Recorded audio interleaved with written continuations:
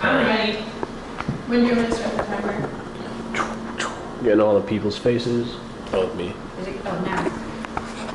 Reading disabilities are the most common type of learning disabilities. Reading disabilities are really important for us to understand because 80% of students with learning disabilities have reading disabilities. And prison cells actually, according to Vaughn, Boss, and Schum, prisons use 4th grade reading levels to build prison cells because it makes that much of an impact to where if you are a bad reader when you're in 4th grade, you're way more likely to commit blue-collar crimes and end up in prison later on in life. There are 3 main types of reading disabilities: dyslexia, hyperlexia, and dysgraphia. According to the Yale Center for Dyslexia and Creativity, there's a lot of myths about dyslexia.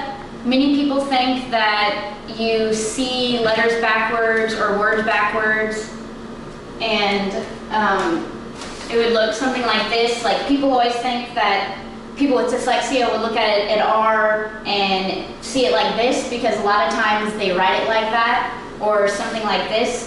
But in reality, no one is really sure exactly how dyslexia makes you function because it's just a completely different way your brain is wired, and however students are spelling words, it seems totally true to them and it makes total sense to them, but not to us.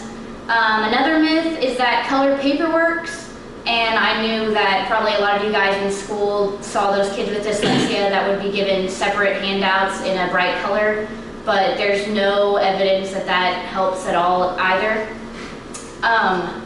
Some big warning signs of dyslexia would be students are really bad spellers and they read really slow. So a lot of times they're looked over because it seems like maybe their intelligence just isn't up there. But you can really tell if a student is dyslexic if they have those problems reading and writing. But when you read the passage to them and then ask them the questions, they'll get the answers right usually 100% of the time. They're very good at comprehension. So they're not good spellers and they're not good readers, but they're really good at comprehension.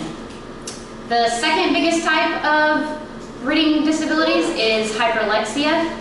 Hyperlexia is basically the opposite of dyslexia. These students are really fast readers, they're really great spellers, but their comprehension is really off. So these would be the students that are always the first to volunteer to talk in class, and they read really fast, but the problem is they read so fast that they end up not even remembering what they read, and their comprehension is just not up to par. And this is different from dyslexia because a lot of students with dyslexia will most of the time end up at the same level as any other student, as all their peers.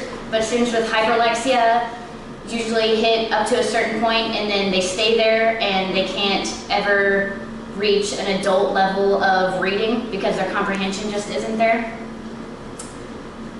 The last type of reading disability is dysgraphia, and according to the National Center for Learning Disabilities, dysgraphia is, these students have really bad handwriting, they usually write really large, and they have a problem putting their thoughts into words onto paper. And like I said, the National Center for Learning Disabilities points out that a lot of people think that it's just a visual thing and they're not good at writing, but it's more of converting their thoughts into words. So even not only writing, but even communicating their thoughts is a problem for them.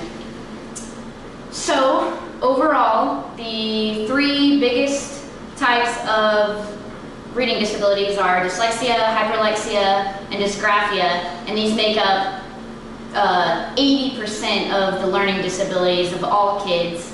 And it's really important that we get to know these and know their symptoms so we can diagnose those really early on so that we can get those kids the help they need so that they don't fall too far behind their peers later on.